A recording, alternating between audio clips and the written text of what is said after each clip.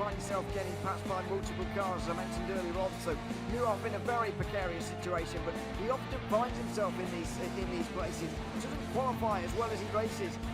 Up front, they are getting with Lee Aberdeen and Luca Varani, not very far apart at all here. But I just want to see how Alistair Haig deals with Marcello Kessler coming around the old hairpin.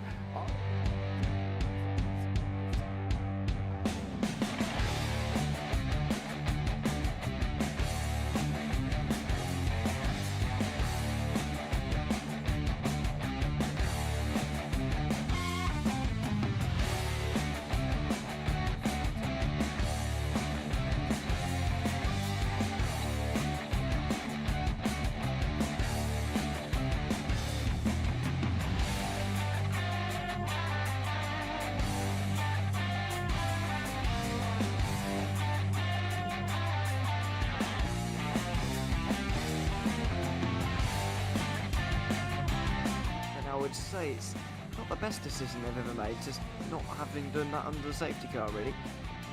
Yeah, they're taking their pit stop strategies from Ferrari lately or something. What's going on? In turn one, just too much gas on them, too much feet on the loud pedal, and unfortunately he's dropped him all the way down the order. But Philip Hammer is out in front by an 8.91 seconds.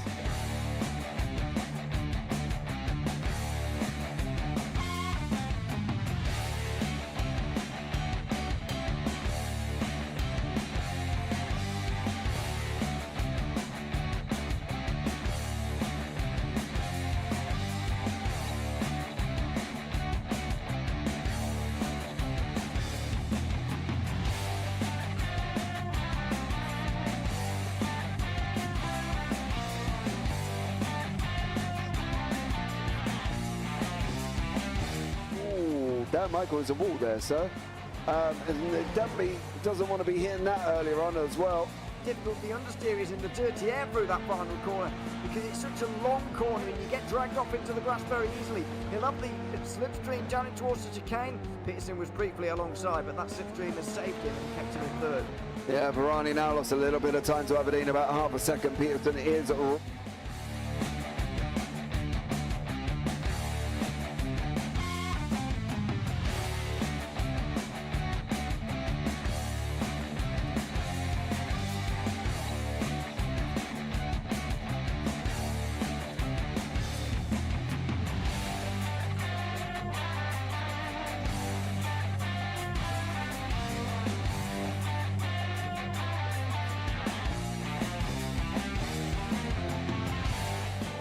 Pike's pushed Morton forward up ahead. He's got out of line. Is now Pike going to have a go at Werrell? Don't push him off. He's in the championship fight. Jack Werrell chasing down Carl Jacklin. Further down, Rob Williams and Chris Barnes. Sensational run outside line now though for the heavy braking zone. Around the outside goes the Audi R8. Look how much Miller's come back into play. Exactly. Miller's still such up. He's touched on second and change. All of a sudden, Miller's back in play.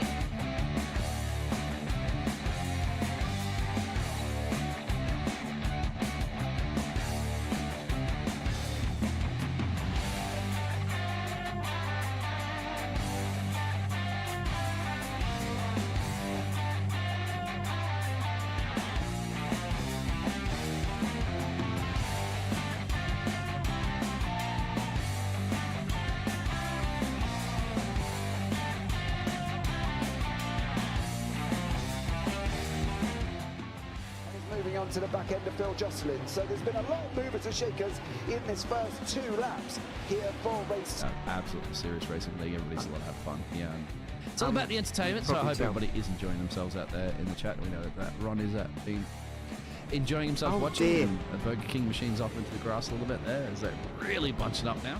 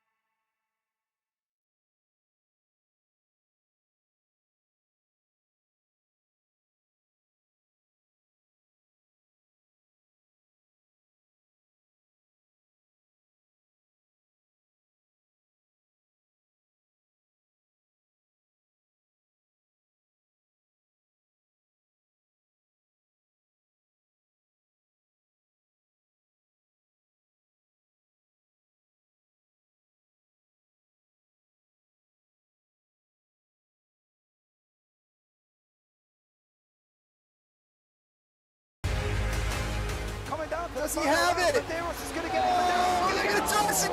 They haven't got it. He's on the outside line, though, going into the fastest corner on the circuit. Surely this can't work. Dominic Ligner has got a sensational run outside line now, though, for the heavy braking zone. Around the outside goes the Audi R8. Look how much Miller's caught back into play. Exactly. Miller's still such trouble. He's not on second and change. All of a sudden, Miller's back in play. Can Barry do it? Big Barry's going to do it. Big Barry.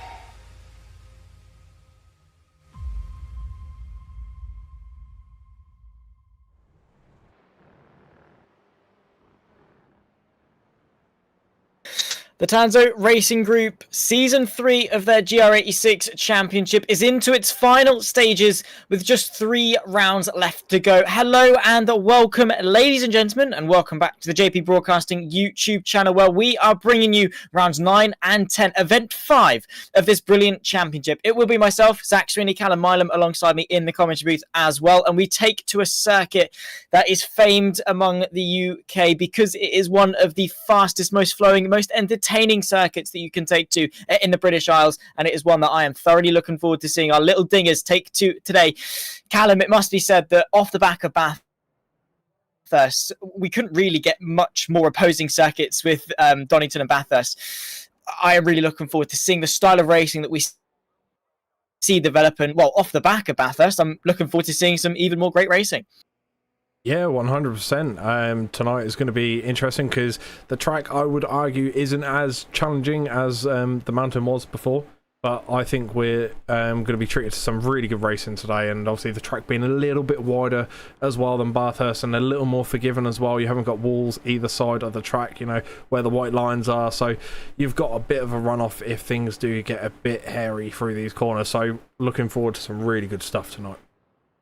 Indeed so. Well, taking a look then, as I say, we are into the final stages of this championship, so let's take a quick look as to how things rack up in those championship standings. We'll start with the pro contingent, I believe. We'll go with obviously one of the closest of the championships. You can see John Sylvester leads the way for Platinum Racing Team, but only 16 points clear of Harry Fox. Daniel Wareham a further 6 behind that, with Ryan Dudley 2-4-2. That means the top 4 in the pro championship only separated by 29 points. And in a format that has 2 races per week, that's not a hell of a lot. Mark Brown rounds off the top 5 with Neil Rock, Scott Kostrick, Alex Sylvester, Michael Johnson and Marcus Law, the top 10. Look out for some close battles for those rocking up in the top 10. And also, the prize at the end of the season goes to anyone within the top 5 of each championship. So look out, Mark Brown versus Neil Rock, separated by only just a point. Now over to the AMs. They're the ones that are labelled red on the timing tower. And, well, we'll just say that it is pretty much as equally as close. Mark Proctor leads the way on 318, and it's nice because they're nice round numbers. Shane Cotton there, 10 points back on 308, and Joe Glass rounding off the podium of the championship standings on 300. Just 3 points back is Martin Lee, Andy West, the top 5, so not really much in it at all there either. So yeah, brilliant stuff in the fight for what is 4th in the championship. And also beyond that, just look at how incredibly close, only a matter of points between each car. And when we've seen the chaos that can ensue from the Tanso Racing Group, and we can see the action that comes about of each and every single race, it's not a miracle. You're not necessarily going to need a miracle to claw back some massive points in the championship, because anything can happen to anyone at any time. Yeah, there's still a lot on the line at the minute, and as you say, there's plenty of room for error for a lot of these guys as well. There's a lot riding on the line. For example, you know, Mark Proctor and Shane Cotton, there's only 10 points between them, and there's another 8 to Joe Glass. So these guys can leapfrog each other at any given time, and obviously if there's any instance on track, that's going to take a big effect into the points throughout the season as well. It will do indeed. And as I said, we are into the final few stages. After today, we only have 2 more rounds. We take to Okayama in a week's time. Happy Father's Day on the 18th of June. And then on the 25th, we take to the Legacy of Silverstone. So the old layout, the one that, you know, people maybe love more than the new one, however your opinion is split. I think it is a perfect championship finale to hold these GR86s. And it must be said, the championship as a whole has boasted some very variable circuits. I mean, we've gone to the likes of Laguna Seca, Summit Point, Alton Park to kickstart the season. 3 sort of tight, twisty, narrower circuits. Virginia as well, sort of in that vein. Same to a Brands Hatch. But then we go to the final 4. Very much more open, very more Grand Prix-esque. So I think it definitely does demonstrate the versatility of cars like the GR86. That you can take them to club circuits, you can take them to Grand Prix circuits. They'll work just as well at either. They certainly will, and given their size as well, they're slightly smaller than other cars on that you normally see around these tracks. So you can often get a lot closer battles as well, and obviously being quite with this championship, you know, having the same manufacturer of engine, having identical specs for each car, it really entices and encourages these drivers to give off a lot closer racing, and it is more about the characteristics of the driver behind the wheel rather than the power in the car. So it's going to be critical, and it always has been in Tanso, you know, with everyone using the same vehicle. It is essential that these drivers get as much out of the car as they can, but it also helps these guys develop themselves as they race harder opponents throughout the seasons here, to sort of progress up the ladder of racing as well, so they get used to this and start, you know, getting up there in the table in Tanso and being around the same cars. It's just like the Mazda Cup when you start iRacing. You know, you start in rookies and you start to learn that car quite well, you get used to it, and it's an even playing field. So it's basically about, you know, how good you are, your driving and everything like that, and your racing technique, that all comes crucial. So that's why Tanso and the GR86 is such a good mix at the minute. I agree. I think it is a very welcoming car. You compared it to the MX-5. Very similar, but also quite different in many aspects. The similarities, obviously, is they're very easy to just jump into and drive. They're not like a W12. They're not like an LMP1 car or anything like that, where you jump in and it's like, oh, brilliant, I've just broken, the rears have locked and I've spun out and I've put the power down and I've spun out. They're very welcoming to new drivers. They're able to just get in and feel comfortable with.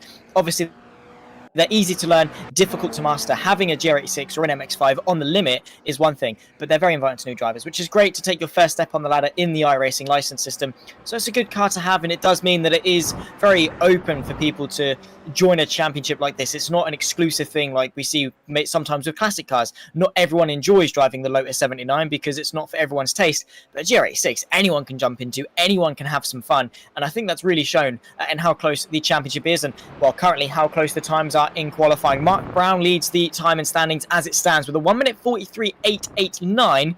But if you look behind that, not really much in it at all, Callum, considering that it's a 1:43 lap. Yeah, not much in it whatsoever. I mean, you could see also one gap to look out for is John Sylvester and Daniel Wareham. How close those two are. I mean, there's nothing splitting those guys there from Richard Fluity. So, so far, what this is telling me is 20 cars so far qualified, and we're going to have some really close racing between all 20 of these cars. I would be inclined to agree. Absolutely, I can completely back that. I think that Donington as a circuit does entice people to stay close, and I don't know. I've always enjoyed driving on Donington, whether it's in a Formula 4 car, whether it's in my Mark IV Golf that I've modded into a Assetto Corsa, whatever car you take around Donington, I've always enjoyed driving it. Going through Redgate into Hollywood, the Craner curves, the old hairpin, up the hill through McLean's, then into Coppice, then the Fogarty S's, Melbourne, Goddard's to round off the lap. It just is such a good circuit that goes from corner to corner. It's only broken up by the back straight and the pit straight, but both of them do allow you to get close to the car in front. Both of them do allow you to maybe have a bit of a look up the inside, and they do entice moves pretty much almost every corner here at Donington. I can't really think of a corner that maybe you should shy away from in terms of an overtaken opportunity, because if you set it up right, you can get it done at each and every single corner at this circuit. Yeah, you certainly can, and like I said a bit earlier on, you know, the key with this circuit as well is the track is a lot wider than what we had last week, for example. So it's going to be really interesting seeing these cars going in, you know, to these corners side by side and potentially even three wide. The main attraction tonight, I think, definitely will be the race starts. You know, leading into turn 1 is going to be very interesting indeed. You know, I've seen cars, I mean, I remember doing the JPB Clio Cup here, and obviously we know the Clios are a bit smaller than these cars, but into that corner, for example, that I've seen people go, I was included in it, 3 or 4 wide. So it's going to be very interesting watching these guys go through there tonight. Absolutely. As you can see, we are towards the tail end of our qualifying session. Mark Brown currently leading the way. He's, as it stands, 5th place in the championship, 77 points off the leader of John Sylvester. Of course, the top 4 of Sylvester, Fox, Wareham and Dudley have sort of broken away from the rest of the field, but Mark Brown is teetering on the edge of Neil Rocks, topping him for that top 5, that crucial top 5 for the championship trophies come the end of the season. So something to look out for, and Mark Brown always looking for something to fight for as well. Looking to the AMs, Joe Glass seems to have a considerable measure over Mark Proctor, so that's going to be interesting in their bid in the AM Championship, considering Joe Glass is only 18 off Proctor. So a lot still to fight for in a championship this close. But this qualifying session as a whole, how important will it be over the course of the 2 races? I mean, is track position key at Donington Park? That's a tricky one, you see, because in certain cars, you know, like your GT cars and things like that, where it is a bit mixed in terms of engine and things, you know, I would say yes, it is. It's pretty critical. But when everything's even, I wouldn't say it is, because it's not as easy to defend either on Donington. So I think there's definitely going to be slip-ups and places you can get around people. You know, we saw a couple of fast guys last time round. They had quite an easy display to defend on the mountain, because obviously there's not much room splitting the 2 walls. So I think it's not going to be that important around Donington. Perfect. Well, that's going to be to the delight of those behind Mark Brown, who takes the pole position. Harry Fox will line up alongside him on the front row with Alex Sylvester, John Sylvester, making a Sylvester family reunion there on row 2. Daniel Wareham, Richard Flutie, the top 5 and 3rd row of the grid. Then comes Joe Glass, P7 overall, pole for the AMs. Ryan Dudley will join him on row 4. Mark Proctor directly behind his championship rival, with Jordan Hadfield rounding off the top 10. Then comes Shane Cotton and got Kostrick, the Scotsman, running off row 6 and keeping Cotton for company. Then comes Sarah Cadesler in P13 with Neil Rocks, James Bostock, the top 15, Kevin Randall, Aaron Hadfield, Andy West beyond that to round off the top 9 rows. Gary Linton, Dave Clark, the top 20, with Rylands, Johnson and Hadfield to round off the 23 strong kart field that we've got here today. You can see them lining up in formation all the way down to Hadfield at the back end of the field. A very tight qualifying session. I have to ask you before we get underway, Callum, though, who is coming out on top? Well, I think it would be rude not to. As tight as it's going to be, I've got to back, obviously, the man that's sitting in pole. He's been strong all season. I'm sure he'll carry that on. Well, we will soon find out. 20 minutes on the clock, 5 red lights beyond that, and a short run towards Redgate. We are underway for round 9 of the Tanso Racing Group Season 3 GR86 Championship, and it's a good start from the front row from Harry Fox, who already looks to the left-hand side of Mark Brown, the pole sitter, as they run their way in towards turn number 1. It's going to be the long way round, of course, but if he can keep that momentum, he might well just be able to hold it there. You can see the Whisk Racing car narrowly edged out by Mark Brown, who's able to keep that pole position. Alex Sylvester, Daniel Wareham just in behind, or are they just in behind? Actually, already 1.2 seconds off the back. John Sylvester fighting hard for 4th place. They run side by side down the hill through the Craner curves. A dream start for the top 2 as they start to break away. Yeah, great start from those two. There's definitely a huge gap now making its way, splitting P3 and P2 at the minute. You can see they're 1.3 seconds, and it's the biggest gap in the whole grid. So the only other gap that's even close to that is Mark Proctor at the minute. But I think these guys are going to be really close for the first sort of lap or two, and then we'll start to see people getting in the rhythms, and then we'll start to see the grid opening up a bit more. So it's going to be tight for these first couple of laps of these guys. I think so indeed. These guys have just got to settle into that rhythm quick. Mark Brown, Harry Fox, how did they approach this race? Of course, I mean, they've already got the breakaway. As we see, maybe a little bit of a side-by-side action here. This is Harry Fox proving that wrong. He does not care about the gap behind. He wants the race lead. A little bit off the road goes Mark Brown. He's a little bit screwy under brakes, maybe given a slowdown. Alex Sylvester up in a 2nd place. Mark Brown, the pole sitter, and a dismal start for him as he runs his way in towards the Melbourne hairpin. Daniel Wareham, John Sylvester trying to capitalise as best they can. Up the inside, Mark Brown way too late on the brakes, and he's probably going to tumble down the timing tower. Oh! Contact, big contact there. 3 or 4 cars involved in that. Luckily, it was just a bit of a door bashing, but it looks like Sylvester's gone around and now facing the wrong way. And unfortunately, it looks like he's going to be having to sit there until the whole grid passes, and he has. He's now in P23 after that. The championship leader down to 23rd place, with Harry Fox leading the way and setting the pace. Already 1.3 seconds clear of Alex Sylvester after the awkward affair that just went down. Oh my goodness me, Mark Brown way too desperate, way too annoyed with Harry Fox going up the inside, getting that slowdown, and now finds himself P7 on the timing tower. Huge news for him and his bid, of course, for 5th place in the championship. But John Sylvester, that is a big dent in his championship if Harry Fox is able to hang on to that lead. And also, because it's only a top 15 reverse, John Sylvester, if it stays as it is, will be dead last for race 2 as well. Yeah, very unfortunate for Sylvester there, but he's got pace. You can see already he's getting that gap down big time. Within it's now under 3 seconds. I was going to say within 3, but he's now smashing it. He's nearly down to 2.5 already, so he's going to be clawing that time back as soon as possible, and I have full faith in him to go and bring it home. Well, we'll find out. He's still got a long way left to go in this race. Joe Glass defending for the overall podium.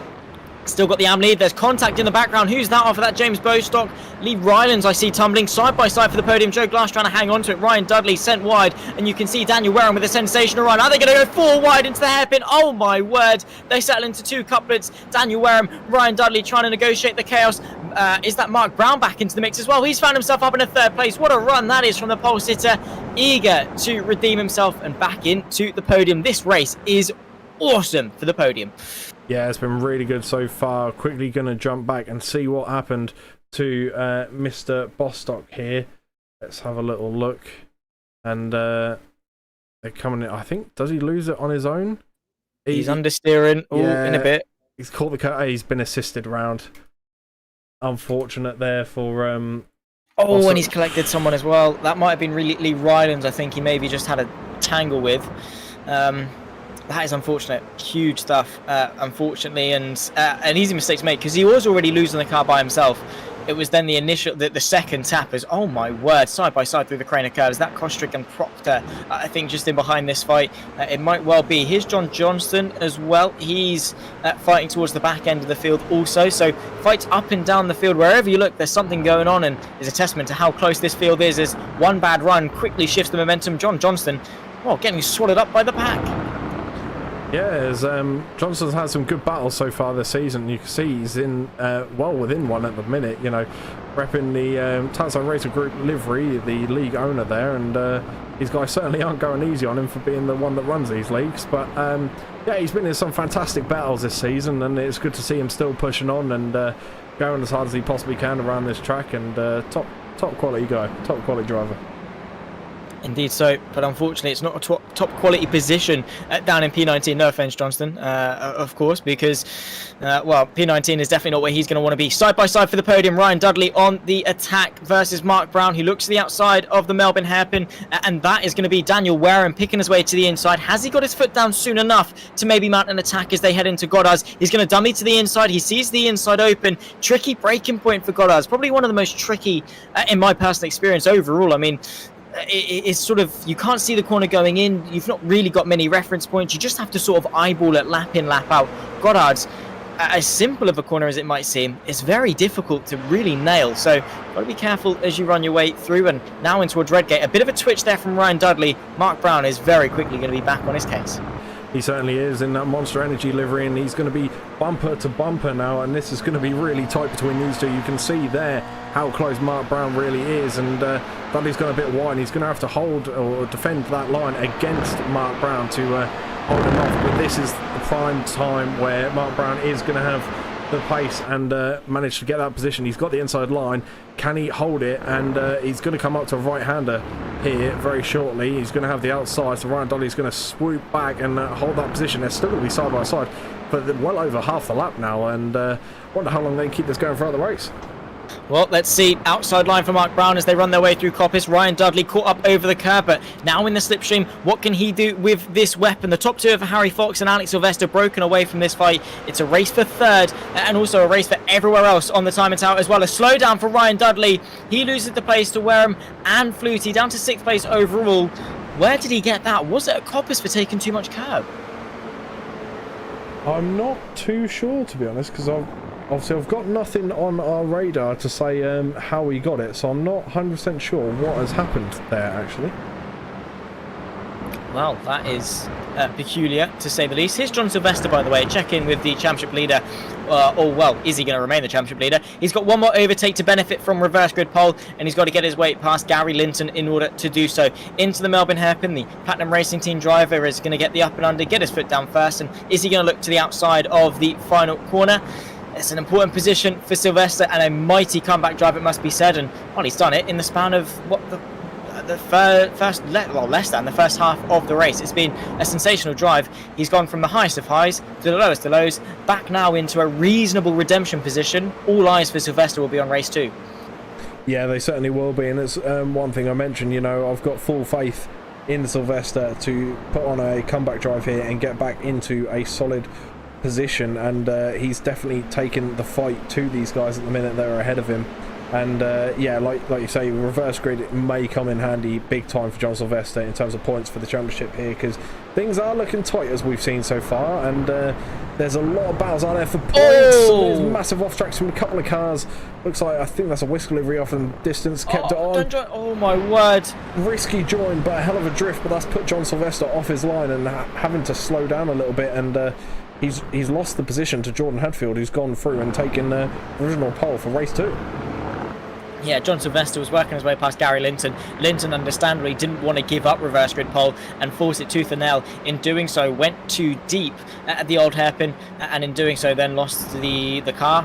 Went off circuit, did a bit of rallycross, rejoined directly in the path of Sylvester. Hadfield capitalised on it, and soon we might well have a Hadfield 1-2, or will we? Because Hadfield has just worked his way past Dave Clark. That's the fight that we're following on here right now. Dave Clark, the up and under from Sylvester, sees him catapult his way up not only into the top 15 but into 14th, maybe even 13th as well, and that is the power of a good exit. That's the power of momentum, and why it's so dangerous to fight too hard into the fog of TS's. A comeback though from Hadfield late on the brakes into the hairpin, and Sylvester's not really got an answer to that one.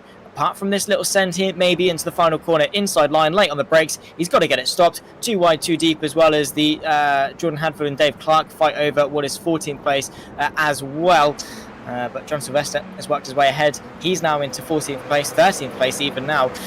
And, well, we might well see him take an even better result in race 2. However, outside line as Hadfield continues his advance, and, well, despite the fact that Sylvester was leading the championship coming into this race, these guys, they're not giving him a free pass at all. They're fighting him as if he's anyone else. Yeah, they're certainly not making him look like a championship leader. That's for sure. They're kind of like bringing him in with them as well, and they're kind of making him look a bit almost easy in a way. But at the same time, they're kind of, I don't know, they're all racing to such a high standard tonight. This is incredible. They all look like they're championship leaders, really, with the way that they're all racing. You know, pretty clean stuff that we've seen so far. 1 or 2 slip-ups, nothing major.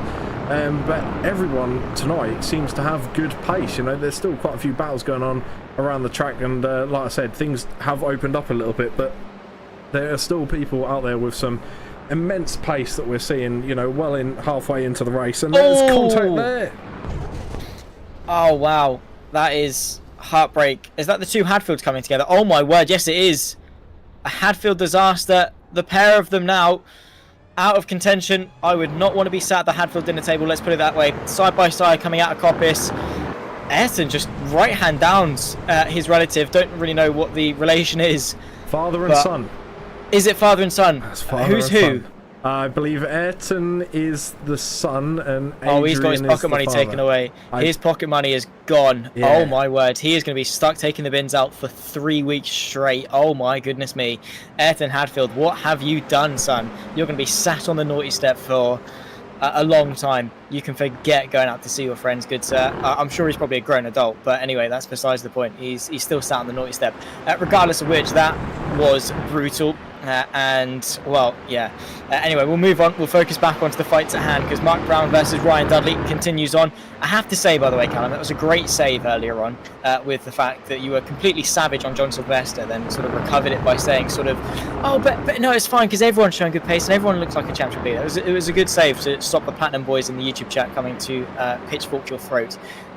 So yeah, nice one. Good stuff of still remaining politically correct. We can see everyone in the YouTube chat, by the way. Don't hesitate to give us your thoughts, feelings, queries, questions along the way as well, as we approach the back end of Heat 1 here of 2 heats that we've got for the Tanso Racing Group. Ryan Dudley fighting with Mark Brown still for this podium place. It's been a race-long battle, and it's one that's been shared with 4 drivers as well. You can see Wareham and Flutie making up the rear end of this 4-car train. Brilliant racing so far, and well, we've got 8 minutes left of this one, and then a whole more 25-minute race. Yeah, there's certainly a lot of action yet to come, but like I was saying earlier, it was a slight save, but it is all true nevertheless. These guys are all racing like they all belong a championship, winner. With how quick and how close these guys are keeping it. Mark Brown we've seen up in P1 numerous amounts of times. He's dominated qualifying and things like that. And Brian Dudley, Dan Wareham and Fluidity, they're all sticking with him and not letting him run away. And the thing is, it's the same with John Sylvester as well. Obviously, he's got a bit of a gap now. He's made that gap and he's closing down positions.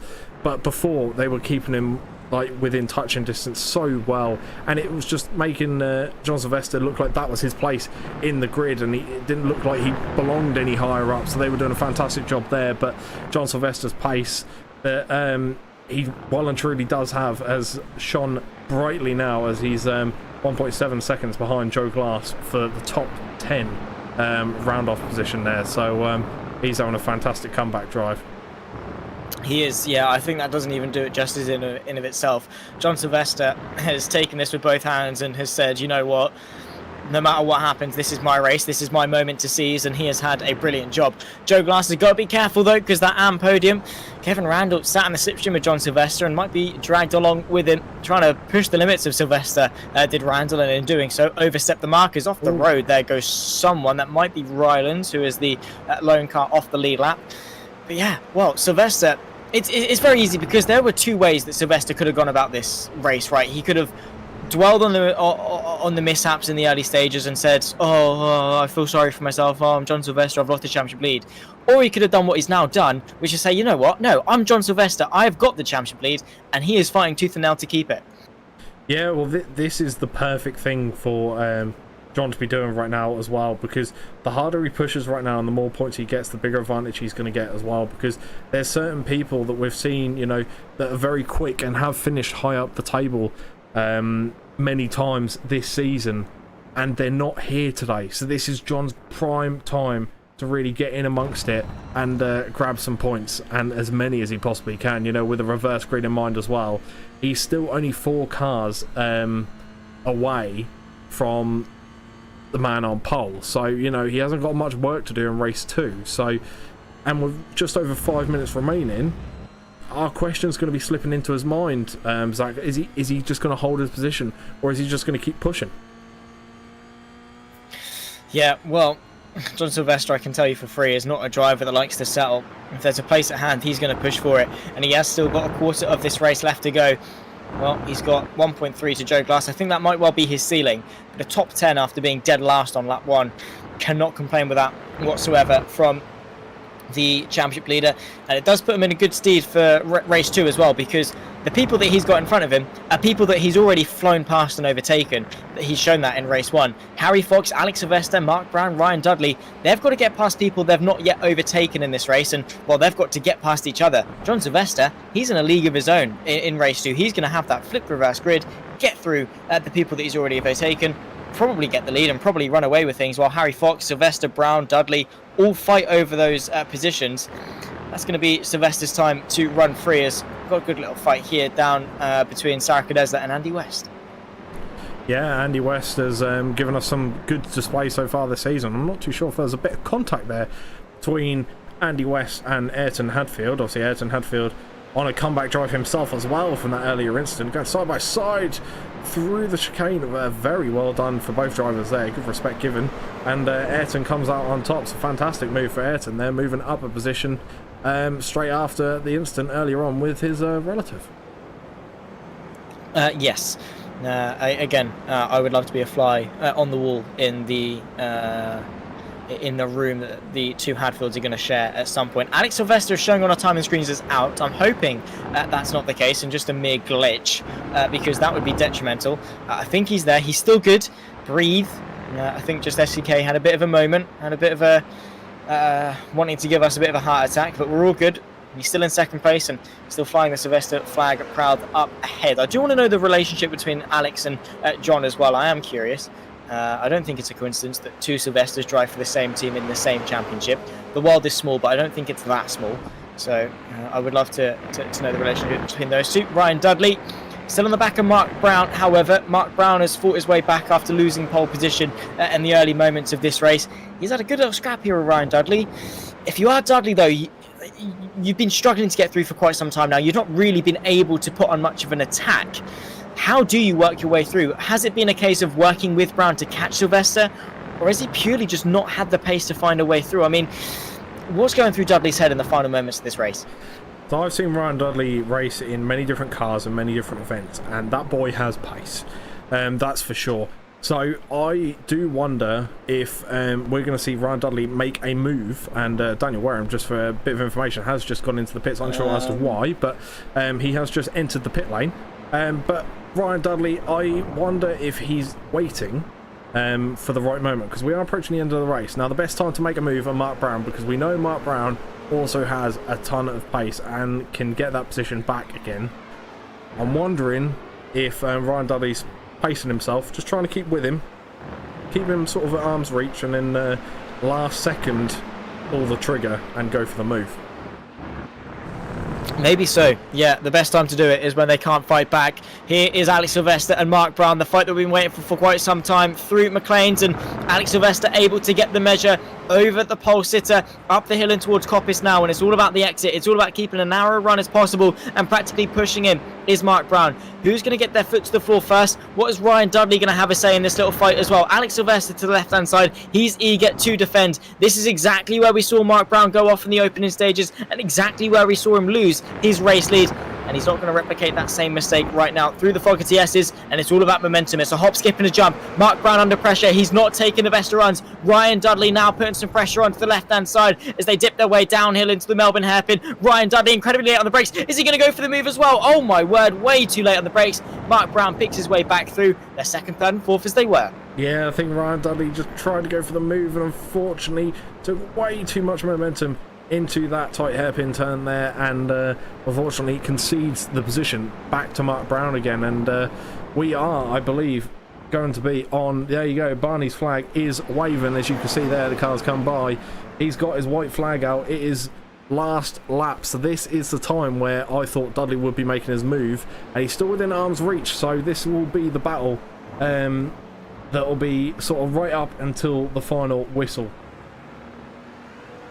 I agree. So, and this is crunch time now for each and every single one of these cars. This is where they have to take those opportunities. With each corner that goes by is one less opportunity that they have to find a way through.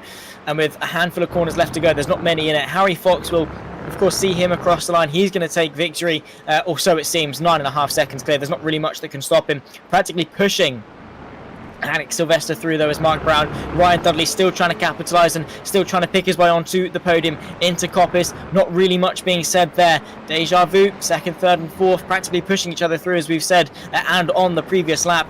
A little bit too far back, though, as Mark Brown. He's going to need to have a really, really good run, it must be said, if he wants to find a way through on Alex Sylvester. And it's all about starting here. It's all about that good run. It's all about putting your foot down first and seeing if he can have a look into the Melbourne hairpin. I think it's not going to be Sylvester under pressure. I think it's more going to be Brown, who is maybe having a bit of a Brown moment in his underwear, as Ryan Dudley looking to the left-hand side. Outside line for the penultimate corner. He tries to get the up and under. Harry Fox, here he is, ladies and gentlemen, for Wiskins Racing. He exits the final corner. He has dominated this race, and pretty much from light still flag. He started on the front row. He crosses the line first, victorious in race one. And that fight for second, who is it going to be? Alex Sylvester in second. Ryan Dudley getting the measure of Mark Brown on that run in towards the final corner. And now, wow, Richard Flutie, Mark Brown side by side with Mark Proctor. He's had a spin on the final lap. Yeah, I think there must have been contact on that final corner there. I'm not entirely sure what happened, but we do have the replay, so we'll just wait for these cars to come across before we jump to said replay. But just as we go through the grid here, just waiting for the last few to come across the track. And James Bostock has a tight battle at the minute towards the back of the grid with Johnston. There's going to be a bit of a rivalry there between those two, I know that for a fact. Yeah, indeed so. I mean, they've been keeping each other company for quite some time. Barney the Flagman, the strongest right arm in sim racing. Wow, yeah, the passion he puts into those flag waves, so strong that it even breaches his little pod that he's got there above the track. Brilliant stuff from Barney, always commendable, of course, with his little baseball cap as well on top and his headset, talking to his supervisor, making sure that he's flying the flag right. A lot better than most of the celebrities that we see in Formula 1 anyway. We will take a look at that replay then as soon as we can get it up and then talk you through the results for race 1. Hello, of course, to Martin Lee. Couldn't make it tonight due to football presentations today and everything else. And he's wishing luck to Kevin Randall and to Ryan Dudley as well. Well, his luck did not go amiss because Ryan Dudley was able in the dying moments to etch out a podium. He was indeed, and just waiting for the last man to come across the line as he comes around the corner there. Adrian Hadfield rounding off your grid for race 1 as he comes across the line. Barney can now relax his arm. There we go. Puts it straight down, and that is that. So we'll jump to the results for race 1 once they come through.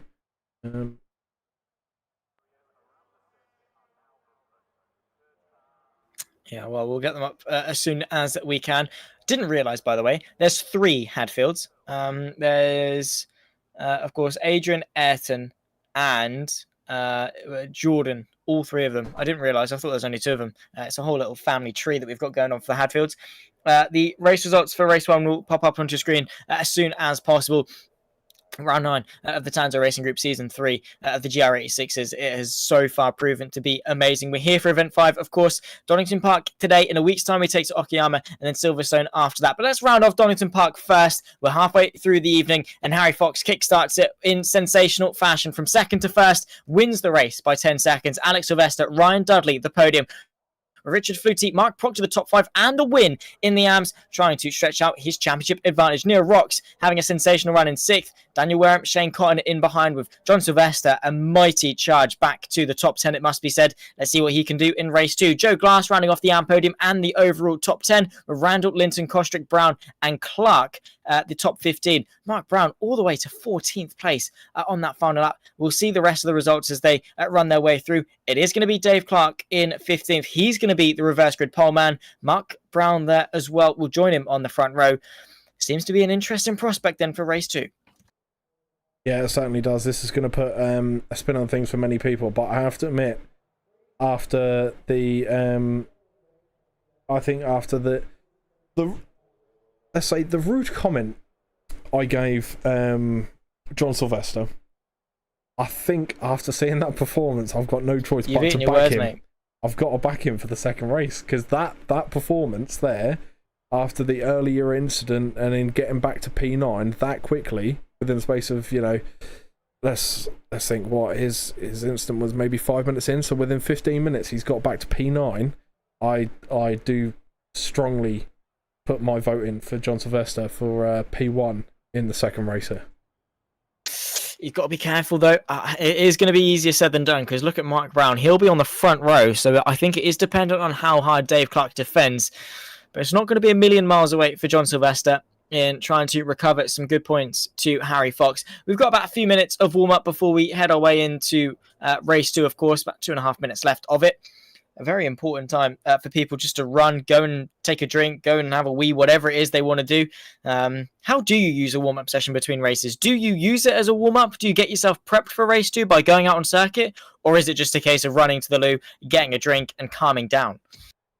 For me, I tend to just sit there and I tend to just try and calm down. Maybe if things are getting a bit hot in the room, I put the fan on, try and cool down a bit, relax, just before we get going again for race 2. So that's my main sort of routine, I would say, that I tend to do. I tend to just take it as a relaxation period, but I know there's a lot of drivers out there that kind of like to use it as an actual warm-up and get back out there on track and try and, if there's a corner that they're slipping on a lot in race 1, that's something they're going to try and pick up for race 2, I imagine. So this is the time that they tend to use to try and fix any errors or slip-ups they have from the previous race. Yeah, of course. I think it does highly depend on how the last race went, because if you've had an absolute stinker, what oftentimes helps is to just step away, walk away, go on your phone, do something else. Don't even think about racing, even if it's just for 4 minutes before you jump back onto the sim. Give your mind a way to reset. Don't be sat in your sim staring at iRacing thinking, could have won that race, could have not oversteered at turn 2, could have not spun out, could have not smacked into my dad or anything like that. That's not the way you want to approach going into race 2. That's not the state of mind that you want going into race 2. So you want to step away, come back fresh, and raring to go for what is going to be the second race. 25 minutes on the clock here. A little bit extra of 5 minutes. It's not a massive difference to be made, but 5 minutes extra is still a couple laps. And, well, we saw with the close podium fight that we had over the course of race 1, those extra 5 minutes could have been an extra few overtakes and an extra few chances for some people to maybe find themselves a couple of places higher. So all to play for the 25-minute feature race. Yeah, looking forward to it. I'm really looking forward to seeing what especially Ryan Dudley can make use of that 5 minutes, see what he can do against the likes of Mark Brown, who he was fighting with in the earlier race there, and same for Alex Sylvester. Will he be able to defend that extra 5 minutes that he needs? Will John Sylvester be able to utilise that 5 minutes and get himself up there into P1? Who knows, but we'll find out in one moment now. Barney waves his flag, and that man's arm isn't tired. I do not know. Yeah, I don't really want to know what he gets up to in his free time to keep his right arm that strong. Dave Clark, Mark Brown at the front row for race 2. Scott Kostrick and Gary Linton just in behind. Kevin Randall, Joe Glass round off the third row with John Sylvester up there in 7th. He's going to be on a charge. Look out for the Platinum Racing Team driver Shane Cotton, Daniel Wareham and Neil Rocks, the top 10, with Mark Proctor, the AM Championship leader, in 11th. Richard Flutie keeping him company on row 6. Ryan Dudley, Alex Sylvester, row 7. Harry Fox, our race 1 winner, rounds up in 15th. Hussein Sarakadesla, Andy West, John Johnston, James Bostock and Ayrton Hadfield in P20. Adrian Hadfield and Jordan Hadfield in behind. 20th, 21st and 22nd for the Hadfields. That seems like a very, very dangerous combination. Leo Ryland, unfortunately, rounds off the grid. And here we go, straight into the action. 25 minutes on the clock. Race 10 of the Tanso Racing Group Season 3 is underway. Seems to be a fairly average start for Mark Brown. He finds himself into the race lead because it's an absolutely abysmal start from Dave Clark. He pulls over the way. Brown and Kostrick find their way into the top 2 places. Where is the rest of the field? John Sylvester up to 4th already. Kevin Randall with an absolute stinker of a start. Harry Fox up 4 places into P11 already. Seems to be fairly chaotic as they work their way through the hill for the first time. Yeah, it looks like Kevin Randall had a crash early doors right on the start-finish line. Basically, as soon as the race got underway, I had a report that Kevin Randall had a bit of a crash, so I wonder if someone maybe got into back of him or had a little spin on the grid there, which would be very unfortunate, but I think that might be the case. But there's so much going on already. You've got people tight wherever you look. You've got at the minute Mark Proctor and Sarakar Desler fighting side by side as they come round the halfway point for lap 1 at the minute, heading down the back straight towards the chicane. And this is where things get tight, because this is where some people take this chicane a bit slower than others, and this is where gaps start to show. Yeah, and where crashes can happen if you're not careful either. You really do have to be on top of your game. John Sylvester, by the way, not waiting around at the start at all and finds himself in 3rd place. And in the slipstream of Mark Brown and Scott Kostrick as well, it must be said, the quicker Sylvester can dispatch a Kostrick, the quicker he can get onto the back of Brown, and that might start right here. A good and tighter run off the exit of the Melbourne Hairpin sees him climb up the hill on the outside of the very vibrant liveried car of the 111 of Kostrick. Outside line, he's going to try and stick his nose all the way around. He's got to be careful of Gary Linton, who's there nipping his way up the inside and finds his way through. John Sylvester picking his way through the pack. He's got to be careful how he employs different strategies here, because one small mishap could see him lose a couple of places, like we nearly saw there with Gary Linton. So John Sylvester has to be incredibly careful. Side by side in the background there, I think Harry Fox and Joe Glass are having a moment. Ryan Dudley and Shane Cotton as Gary Linton has gone round. Yeah, Gary Linton looks like he tried to stick his nose up the inside, and the door was closed off by John Sylvester, which just instinct just sent him round, and unfortunately it sent him off on the grass and facing the wrong direction. You can see him just getting started there in the background, near the back of the grid now, so very unfortunate for Mr. Linton there. Incredibly so. Not the best way to start this race is John Sylvester going slowly and down to 6th. Looks maybe his 7th place as well. Maybe a slowdown for the 193. He finds himself behind Harry Fox, who has had nothing short of a brilliant race so far, up 10 places in the opening lap and a half. Same to Daniel Wareham, up 6 places. Neil Rocks up 6 places as well. He's going to be loving life. John Sylvester, unfortunately, having probably the poorest start that he would have hoped for in the recent laps, as the two Wiskins cars, Harry Fox, go side by side. Neil Rocks, I think, just allowing him through, not putting up too much of a fight for Fox, as he is on a bid to close the points in the championship. How hard of a fight is Neil Rocks going to put up over John Sylvester? However, that is a question that remains to be seen, because surely Rocks is going to put up as good of a fight as he can in support of his teammate. Straight up the inside from John Sylvester, though, he is not waiting around at all in this little bit of a scrap. Inside line still for Neil Rocks as he looks to work his way into the inside of Goddard's. Late on the brakes, Sylvester's later. It's a long way round a hairpin, though. Double braking, messed it up completely, puts his foot down. It's not enough, and Neil Rocks hangs on for now. John Sylvester, that last lap could have cost him the race win potentially. Yeah, you know, you want to see John Sylvester needs to be trying to get through this grid as soon as possible, because earlier on he was sort of one car splitting him and the pack leader, so a bit unfortunate that he's dropped down the grid a bit, and he needs to make these positions back as soon as possible. I know it's a 25-minute race, but still, that's nearly 5 minutes of that gone already.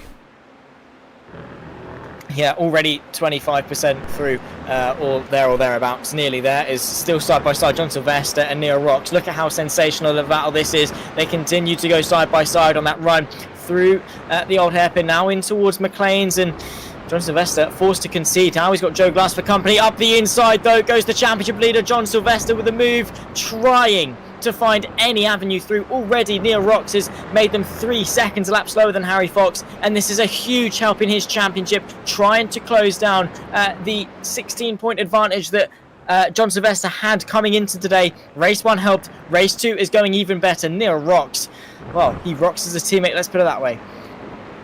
He certainly does, that's for sure, and this is a bit like what we saw with the F1 Red Bull.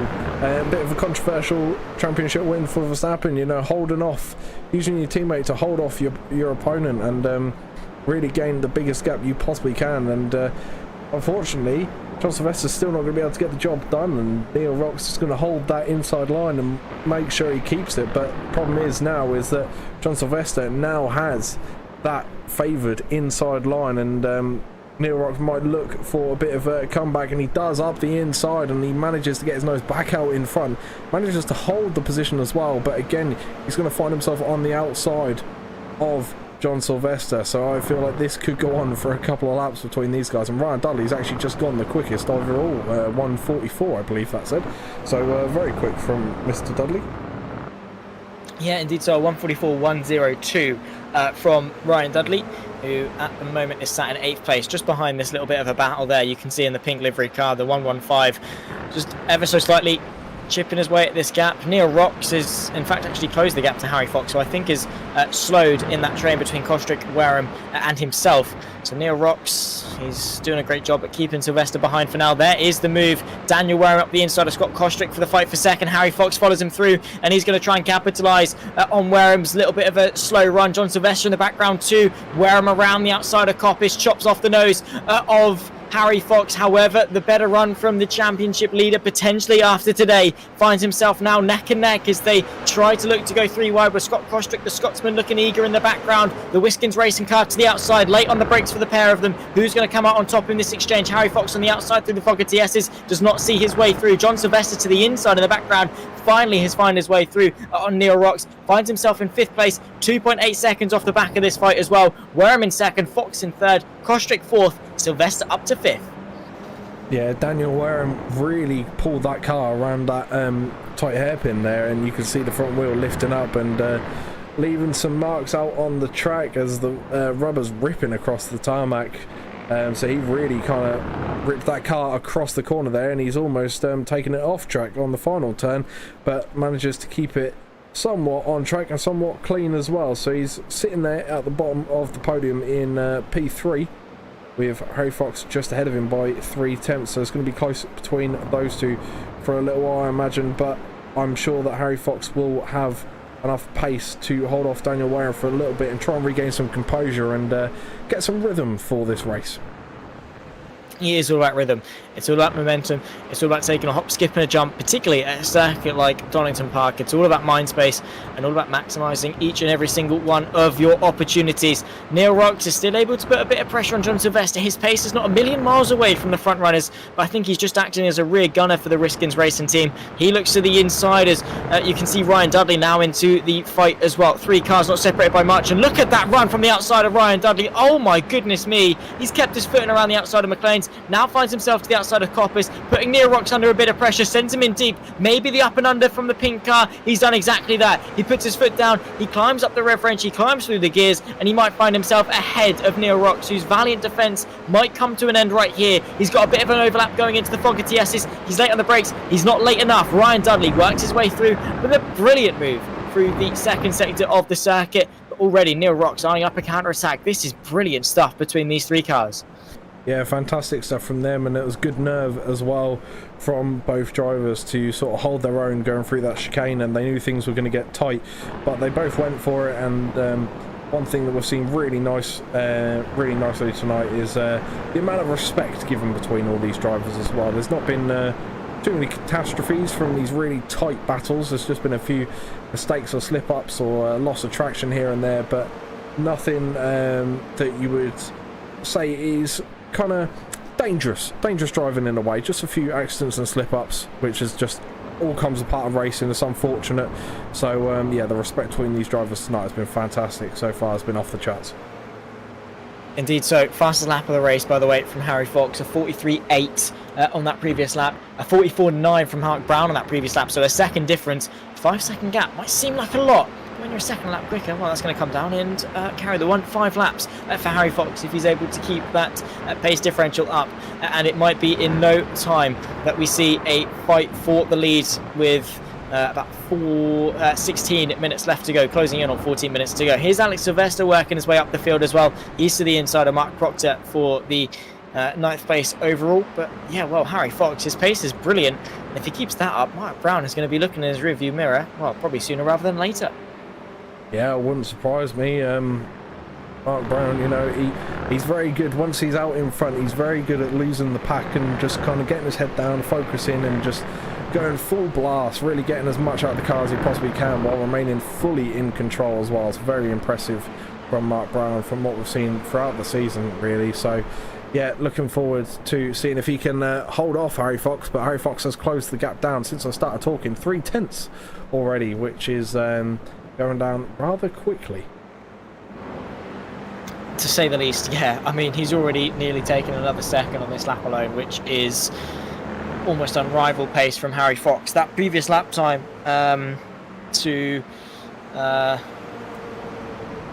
well, just Harry Fox is absolutely sensational. Sensational, it must be said. Lost my words there because of how quick he really is. John Sylvester to pick his way through. This is on the Scotsman of Scott Kostrick, who works his way around the outside of Redgate. John Sylvester keeping his nose on the inside. Ryan Dudley looking to follow the Platinum Racing Team car through as they run their way through Hollywood. Now down through the Craner curves. The 193 keeping his nerve. Ryan Dudley now finds himself side by side with Scott Kostrick into the old hairpin, late on the brakes from the pink car. He's done exactly that. Ryan Dudley following Sylvester through up to 5th. Very aggressive through the old hairpin, but he's made it work. And Ryan Dudley, it must be said, it's been very clever racecraft shown from Dudley.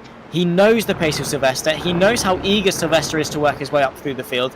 And Dudley is just using him to open up gaps that, well, otherwise might not be there if Dudley hadn't tried himself. But being on the defensive, going up in towards Coppice might be backwards thinking for Dudley on his pursuit forwards. Yeah, it certainly might be, but the battle is now got a bit tight between Ryan Dudley and Scott Kostrick, because Ryan Dudley had 2 wheels off track and it sent him flying across to the other side, but he managed to save it. But that has tarnished a bit of his momentum going down this straight here, and we'll see if Kostrick can keep it clean, and he does so through the chicane leading up to the second to last corner here, and we'll see if this gap closes up between these 3, because it opened up a little bit there, but as you can see, Scott Kostrick right on the rear end and goes to make the move already leading up to the final corner. So Scott Kostrick really isn't hanging around at all. He's trying to get out there as soon as possible as well.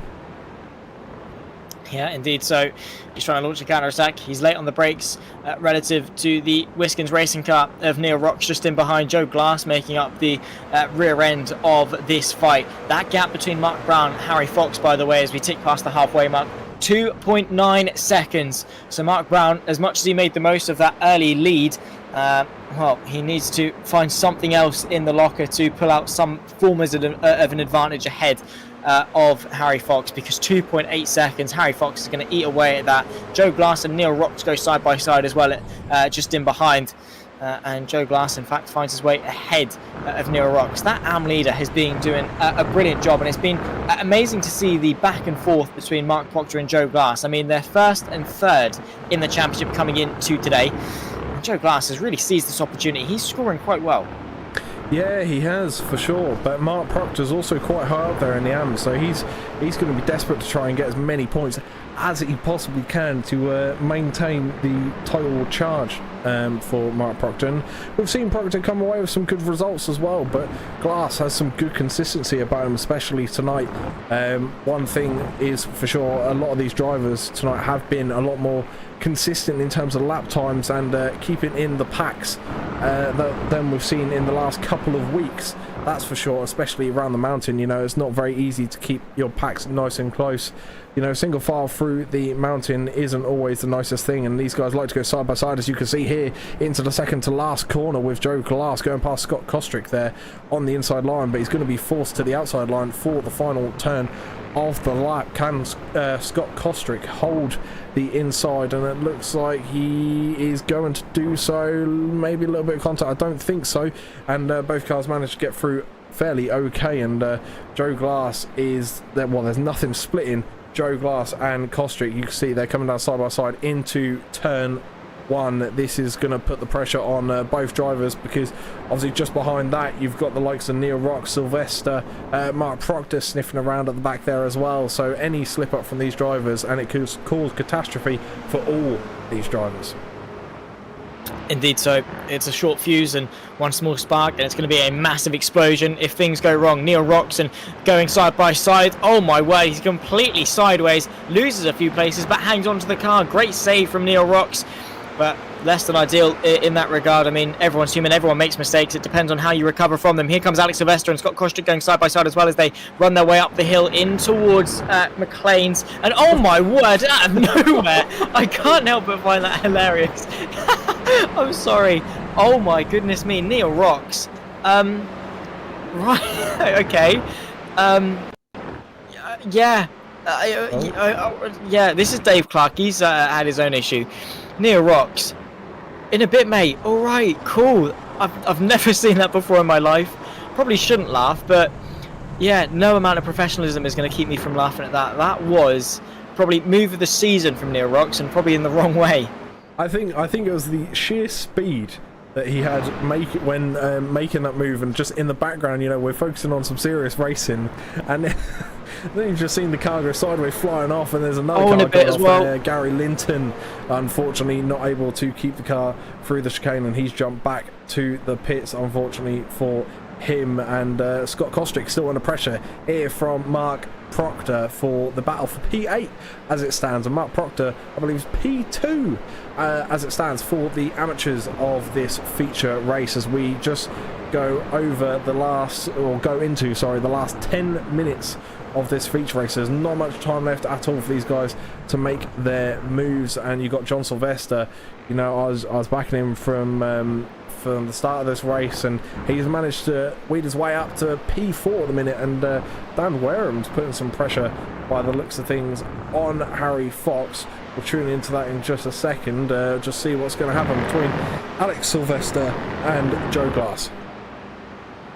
Yeah, well, these two fighting it out still. Daniel Wareham and Harry Fox still quite close. I think these two being locked in a fight has allowed Mark Brown to breathe, with only 8 minutes left to go. I mean, still a lot can happen in that time. John Sylvester's pace has dropped off quite considerably as well. He's still about half a second slower than those in front of him, which to win a race is kind of not what you need. You kind of do need to be faster than those around you. It does help to win. Mark Proctor ducking and diving, trying to search for the gap versus Scott Kostrick into the fog of TS's. Alex Sylvester still breathing down the neck of Joe Glass, who hopefully has not got a glass jaw in this fight, because Alex Sylvester is swinging, throwing all the punches the way of the 28 machine, and he's holding very, very firm considering these a fight between two classes.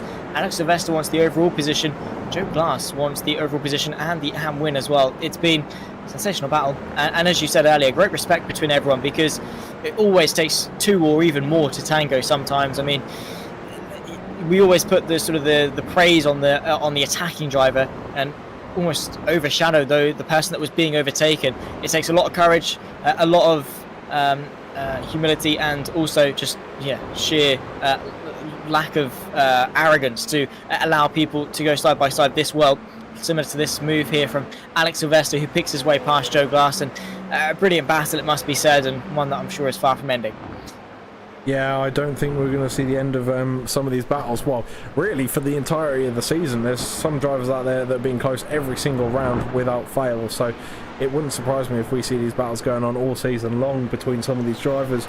Their pace is just so similar to each other, and they're so evenly matched as well. It's the way this season's sort of played out and where it's been set up has been fantastic, because a lot of these drivers, they've got their own little rivalries and things between each other, and you can really see the pace differences between some drivers, but then the similarities between others and how close they actually are. I mean, one man that again is still in fights and things like that is Mr. Johnston, the Tanso Racing Group owner, back here pushing on to Jordan Hadfield, who had an incident earlier on this race as well. I believe Jordan crashed out, unfortunately, a bit earlier in the race, so he's going to be looking for a bit of a comeback drive, because also he's got his Hadfield rival, or potentially teammate. They're in different liveries though, so I'm going to say rival, but he's got Adrian Hadfield in the background, who's just touched the grass, and I think he's got straight into the wall, unfortunately, for Adrian there. Yeah, he has. He's gone into the wall. Luckily, damage is off, so he'll be able to carry on. But very unfortunate incident there for Mr. Adrian Hadfield down in P19. Tick, tick, and tick. Adrian, Ayrton, and Jordan have all had an incident. Jordan Hadfield as well. Speaking of, oh my word, they've been cursed. I don't know what it is with the Hadfields. Yeah, well, okay, that is... well, it sucks. Johnston now side by side with him. The boss man at the top of the Tanso Racing Group finds himself to the inside and up into 7th place, but Jordan Hadfield, he's not having any of that, and he works his way up and under, and now to the outside going through Goddard's. It's a much wider line. Look at the space between them. You could probably fit a double-decker bus lying down between the two of them. Up the inside goes John Johnston, but Jordan Hadfield with a supreme up and under tries to get the drive up off of Goddard's. We tick over into the final 5 minutes of race 2. This is where race 1 would end. Unfortunately, we've got those extra 5 minutes to see where things turn out. A fight here between Mark Proster, Scott Kostrick, also Mark Brown, Harry Fox and Daniel Wareham. Only 2.5 seconds between the top three. Yeah, there's not much splitting them at all. Harry Fox has absolutely demolished that time between himself and Mark Brown, and I think that's going to make these last couple of laps here in the last 5 minutes really tight between these drivers. He's still closing down the gap as we speak, and he's on a huge sort of, well, I wouldn't even say comeback drive, because Harry Fox has been up there majority of the race. He's just been on a huge push, and you can see really how close they are. This is the first time since early doors, since the first lap or two, that we've kind of jumped on with the first place, second place and third place. And let's have a little look through the eyes of Mr. Fox, and you can see there his eyes are on the prize. It's not that far down the road at all. Just over 1.5 seconds away is that Monster Energy livery of Mr. Mark Brown, who had the pace in the first race to make a few positions up. But I did think, I have to admit, based off race 1, I did think that John Sylvester had the quickest pace out there today, how quick he was cutting through the grid. But race 2, it's looking like Mark Brown has switched it up on us, and he's pulled another rabbit out of the hat and found some extra pace for this second race to claim P1 so far. Well, just shy of 3 minutes left to go. I think we are on to the third last lap. So we've got this one, and then the last lap after that. Mark Brown, Harry Fox, 1.9 seconds between the two of them. Not really much in it whatsoever. But it's sort of at a stalemate now. It's a bit of a close from Harry Fox, a bit of a gain from Mark Brown here and there. It's topsy-turvy, swings and roundabouts. I think we're going to have to see Mark Brown make a bit of a mistake, or Harry Fox to nail a lap to see a considerable gain with only 2 laps left to go, because yeah, I don't know, it's going to be a tough ask, and it'll get to a point where Daniel Wareham is going to get sick of sitting behind Harry Fox, and maybe on the last lap we'll see them two go to war in that fight for second, because Harry Fox needs to step up his game. I say step up his game. He's up 13 places, he's got the fastest lap, and he's in second place, so not in that sense, but if he wants to win, he just needs to find that extra little tiny margin that sees him, well, close a second and a half within the margin of 2 laps. Yeah, for sure, and that's something that, you know, a lot of these drivers are going to wish they can pull out. It's just that extra little bit of horsepower, you know, that extra bit of grip that these cars have that they may not have found yet. You know, they're trying to get everything they possibly can out of these cars, especially Harry Fox, and well, more than Harry Fox is going to be Daniel Wareham. You know, he's bottom of the podium at the minute. He's in P3. But, you know, you do want that P2 if it's in sight, and especially seeing as he's within a second as well. He's within touching distance. He could probably taste the trophy for P2 at the minute, so he's going to be getting every single bit out of that car he possibly can. Even if he has to Flintstone the car back to the pits, he's going to make sure he leaves nothing out on track whatsoever. There was a conversation I was just I had with James just yesterday, covering a race, about how it's so important not to leave anything on circuit. Do all of your talking, so at least then in your mind you know you've done everything in your power to win, and at least then you know that, hey, he was quicker, he had the margin, he was just better. At least then you know that you've not done anything wrong. At least you know that within your heart you did all you could, which just shows that you maybe just need to find an extra margin. If you've not gone for a move that may or may not have worked, but it had a 5% chance of working, and you didn't take it, you'd be kicking yourself for so long. Here's a bit of a fight. Richard Flutie versus Mark Proctor, the AM Championship leader, looking to the inside for P9 overall. No way through as of yet, as we tick on to the final lap of the race. Mark Brown, Harry Fox, Daniel Wareham, less than a second apiece between all of them. The race is on. Mark Brown, the most important Donington Park lap of his life. He's got an 8/10 margin to Harry Fox. What could we see come this time? In about a lap minus a corner. Yeah, this is it. This is what it all comes down to. The final lap of race 2, and this is where obviously your likes of Joe Glass, you know, he's sitting quite happy at the minute, top of AMS, P7 overall, so he'll be quite happy with his position. I imagine he'll hold out for where he is at this moment of time. You've got Mark Proctor who's trying to get past Richard Flutie at the minute, but the main thing is here is the overall position between Harry Fox and Mark Brown. He's got it down within a second now. Mark Brown, the sweat has to be pouring out. He's seeing him in his mirrors. The car is getting bigger and bigger, and for Harry Fox, he's probably looking at Mark Brown and thinking that Mark's car looks a mile wide, you know, trying to see where he can get past, and he may not be close enough for a move at the minute, but let's see what happens when we get down to these hairpin turns, because that's when dives do happen. Yeah, Daniel Wareham not quite been able to raise to the occasion that Harry Fox has put on in this final lap. You can see the sheer aggression through the Fogarty S's for the final time. 2 more corners separate Mark Brown from victory. 2 more corners separate Harry Fox from potentially working his way through. Look at the line he's taken through Melbourne. He is maximising his exit. Half a second between him and the race lead.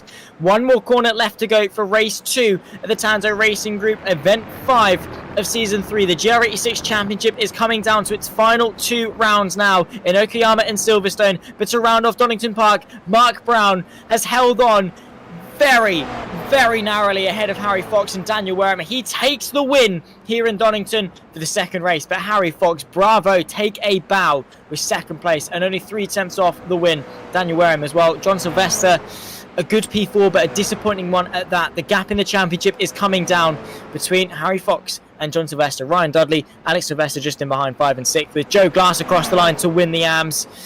He's put on a brilliant show today, getting it up there and in the mix of some of the pro drivers as well. Mark Proctor in P10, 2 races, and I think 2 times that he's been behind Joe Glass as well. So back and forth between those two. Shane Cotton in P12, losing a couple of points, but still well and truly in the fight in the championship, which is 2 weeks left to go. 4 races left of this season. Yeah, not much on the cards now in terms for points, so every race matters. And for those drivers that obviously were unfortunate not to make it tonight, no worries. We've got good events coming up. We have some nice tracks around the corner as well. Let's see if I can just grab them here. I do have them in front of me at the minute on my books, and looks like next week on the 18th of June we're at Okayama, so that will be a big one for these guys. It's quite a big track, there's a lot of corners in there, there's a lot of room for overtaking as well, so that's going to be very interesting before we round it off at Silverstone. So everything's still to play for, and every point is vital at this part of the season. Yeah, I mean, it's at this point where you start looking back to previous rounds and think, yeah, well, could have picked up 5 more points there, could have picked up 5 more points here, 10 points here, a position there, fastest lap point here, wherever it is, you start eating away at yourself and thinking, what could I have done better throughout the season to be in a better position now? But you've got to live in the present, and living in the present is Mark Brown defending his 5th place in the championship. Harry Fox trying to close the gap at the front as well with 2nd place. Daniel Wareham in 3rd. John Sylvester, a disappointing day in the office for the Platinum Racing Team driver, but not too bad. The pace was there, but the potential was there. But danger for his championship. Ryan Dudley, the top 5 with Alex Sylvester, 6th place. Joe Glass victorious in the AMS as he tries to close the gap between himself, Shane Cotton and Mark Proctor in the championship. Scott Kostrick, Richard Flutie just in behind. Then comes Mark Proctor to round off the top 10. Hussein Sarakadesla having a good race up in 11th. Shane Cotton 12th. Andy West, Ayrton Hadfield, Jordan Hadfield, the top 15. Then comes Dave Clark, our pole sitter, a very disappointing 16th. Neil Rocks eventually in 17th, with John Johnson 18th. We'll see the rest of the cars cycle their way through. You can see Hadfield, Rylands, Randall, Linton and Bostock, those that did not quite make it to the checkered flag. So far, I mean, it must be said, it's been a decent day in the office for people. Some disappointing, some quite happy, but the final 2 races, the race is on. Yeah, for sure. It's going to be very interesting leading into these final 2 races to see these drivers really putting everything they have out on the line. So really intrigued to see what's up next week on Father's Day of all days as well. Yeah, indeed so. Well, one man that is going to be very happy with today is Harry Fox. A 1st and a 2nd for you today. That reverse grid race, I mean, it couldn't really have gone much better for you in all fairness. I mean, a 3/10 advantage some point in the race and you might have taken the win, but 1st and 2nd when you fight with John Sylvester for the championship win, 4 races left to go, you must be really happy with Donington. Oh yeah, that was great. That was fantastic. I had to back off a little bit, like about 20 minutes into race 2, so I was overheating a bit. But it was really, really enjoyable and a great result all around as well. Yeah, very happy. Awesome stuff. Yeah, I mean, we have all been battling the heat in the UK. It's been dreadful, honestly. It's just been the topic of conversation. Bit hot today, isn't it, mate? Yeah, absolutely. I couldn't imagine doing it with a sim race as well on top of that. But good points for the championship, of course, as I say. Looking forward for the final 2 rounds, are we? Okayama, Silverstone, Legacy. Are you confident in your chances for those 2 circuits? I mean, they're the most important 2 races of the season. Probably the 2 best tracks for me on the calendar, aside from Brands. So, yeah, looking good. A few bad races earlier in the season, but I think with the points that I got today and John's results, I think we'll be back on the top, I reckon. Perfect. Well, I mean, very well. Best of luck to you, and hopefully it's going to be a good battle between you and John Sylvester. Don't be too quick at Okayama and Silverstone. Just reel it in a little bit. Get too hot or something. Slow yourself down so Sylvester can keep it nice and interesting. But well, Harry Fox, I mean, just looking forward for the final 2 rounds. I'm very much looking forward to seeing what you and John can do in your toe-to-toe battle. Before we do let you go, though, is there anyone you want to give a shout out to while you're in the booth? Good results, Neil. Very happy, my teammate. Looking forward to seeing some more races and hopefully a better result next week at a track that we both know well. Yeah, Neil did help you out quite a bit today, it must be said. He did a very good rear gunner, very good rear gunner. I mean, 3 seconds and a lap at some point, I think. So, yeah, you're very lucky to have a good teammate, but best of luck and hopefully we'll see you back in a week's time. Yeah, all right, catch you later. Awesome stuff. Harry Fox then 1st and 2nd over the course of this race. We'll bring in Mark Brown, who, well, obviously took the victory in race 2. Not the race that you would have wanted in race 1, though. I mean, off the back of that pole position that you got, the incident in race 1, just talk us through that. We'll get the bad stuff out of the way, and then you can talk about your win in race 2. Yeah, unfortunate race 1 now. Did get the pole. but just side by side with Harry into the chicane. I didn't think he's going to push me. I was like, oh crap, we're going side by side here. I knew I wasn't going to make it, so I had to just cut off to the right and got a slow down. Went the wrong side of the post. So after that, then just everyone catching me up onto the next the tight right hander, the hairpin, and then was it Daniel and John? Daniel and John come and spun John across the front of me. So basically, that was the first race gone. Back down, I think it was 7th or 9th or something, but got my way back up again. Then at the end, fighting with Ryan into the last corner. Traction control kicked in a wee bit, and I was nursing 14 or 13 incident points. And I was like, oh no, don't touch me. And of course, it spun. You know, it wasn't Ryan's fault. I was already on the traction control, so got a black flag. Left me with like a 20-second penalty or something, I think it is. So dropped me back down to 14th on the grid. So got the reversed front grid second. So not what I wanted really, like, but heck, I won the second race, so I can't complain. Yeah, that is true. I mean, the race that you had was awesome. Harry Fox, though, he did not leave you alone. He really did not leave you alone at all. That 5-second gap came down. Were you focusing on the delta, or were you just sheerly focusing on the driving? Probably focusing too much on it, so I was. I was watching it too well. I think that's what left me a wee bit slow in pace. But I was watching him and Ryan very close together in the delta, and I was hoping Ryan might, they might fight a wee bit, hopefully, and give me a bit of breathing room. But yeah, I was surprised now Harry didn't catch me quicker. But I'm happy. Like we had a good race at the end of it, so. Can't complain with it at all. I mean, the pace definitely was there. You've shown that. And looking forward, obviously, Donington in the books. We're done. 2 more rounds left of Season 3, Okayama and Silverstone. What are your prospects like there? I mean, you're trying to defend 5th place in the championship, maybe even close a couple of gaps to Ryan Dudley, if that is at all possible. Bit of a maybe. If it happens, it happens. But 5th place, you get a trophy if you keep it. I mean, how are you confident? How is your confidence for the final 2? Yeah, hopefully not too bad. Donington, just one of them tracks, and I did all right in it, but it's just not my favourite. I wouldn't be that keen in it now, in fairness. But I will see what happens for the next couple. Hopefully, I can show a bit of flair and try and put up some times. Yeah, well, best of luck to you, of course, and best of luck in your endeavour for the championship as well. Before we let you go, Mark, is there anyone you want to give a shout out to while you're in the booth? Hi, just yourselves. You're doing a brilliant job. Hi, at the broadcasting and commentating. To Tanso for the league. It's brilliant to see the racing. There's a good mix of boys in here too, and there's good respect between us. Just hopefully it keeps growing. Our season 4 now is coming up now too. So anyone interested, drop us a message in Discord. We have sign-ups already, and there should be maybe a bit of a prize maybe at the end of it too. Hopefully, if everything goes well. So. Check up the Discord on the Facebook pages and you'll see it all. It should be posted up now very shortly. Awesome stuff. Well, thank you for joining us, and hopefully we'll see you back in a week's time. Yeah, you will do indeed, and can't wait for it. Cheers. Awesome stuff. Cheers. Mark Brown able to take victory in race 2. A bit of a lackluster race 1, it must be said, unfortunately. Well, Callum Mileham, that is event 5 in the books, rounds 9 and 10.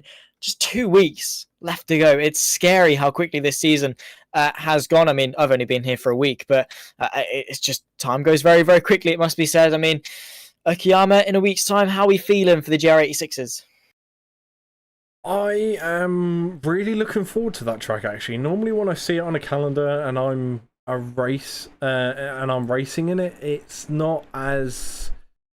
I don't know. It doesn't hold as much excitement for me as a driver. You know, I go there and I think it's because it just reminds me of when I started iRacing, and it's like, been to this track so much. But in actual fact, when you're sitting there watching these guys go around, especially after what we've just seen at Donington, you know, being a fairly wide track, and same with Okayama, it's not a narrow track at all. It does have quite a wide bit of the black stuff really to keep the car on. So we're going to see a lot of side-by-side action again, I believe, and I do think we're going to see a lot of battles that go 3 wide, and yeah, I think we'll be treated to some good racing, but obviously there's a lot to look forward to, especially points-wise as well. There's a lot coming up, and I'm just looking forward to seeing what happens, and ultimately as well, as Mark Brown just said, you know, season 4, they've just opened sign-ins for that as well, and they're already getting people signing in, so those that want to get involved, they can, and well, this is the perfect time, really, just seeing what these guys are up to in the end of season 3, seeing how it goes, and getting yourself ready for season 4, so there's a lot to look forward to in the next couple of weeks, that's for sure. Agreed. Yeah, absolutely. Very exciting prospects. And we look forward to bringing you all of the action of season 4. Not that that's for a little bit of time just yet, a few weeks yet, but we will bring you all the action here on the JP Broadcasting YouTube channel. So if you do want to stick around, make sure you like the video, give the video a fat old thumbs up, like and subscribe as well. Make sure you subscribe to the JP Broadcasting YouTube channel and turn the bell on for notifications to not miss a single thing that comes your way in terms of sim racing. We cover probably one of the widest ranges of sim racing content there is in the industry. I mean, you think we've got radicals, single seaters, endurances, GT racing, GR86s, touring cars, you name it, we've got it. Even those on the other side of the pond interested in a bit of American muscle NASCAR racing. We've also got a lot of turning left to do over on the JP Broadcasting YouTube channel as well. So if it's something that you are interested in and it's something that you sort of feel like that's your safe little corner of sim racing, you'll find it on the JP Broadcasting YouTube channel. If it's something that you maybe want to branch out into and learn more about, be keen on a new style of racing, it's something you'll find on the JP Broadcasting YouTube channel. So make sure you are sticking around because, well, as I say, we've got everything here. You will always find a home. And this particular corner of the very wide world of sim racing, it has been the Tanso Racing Group. It's been season 3. It's been rounds 9 and 10. Event 5 of the GR86 Championship. We've been in Donington Park. In a week's time, we take to the penultimate round of Okayama. It's been myself, Zach Sweeney, Callum Mileham alongside me in the commentary booth. He's also been doing a fantastic job of pointing the cameras and making sure the broadcast looks very, very pretty. So if you haven't enjoyed, do make sure you leave the live stream a good old thumbs up. It's been a pleasure to have you as well for our company in the YouTube chat. You've all been very, very pleasant, and we look forward to seeing you next time. But in the meantime, ladies and gentlemen, take care and bye-bye.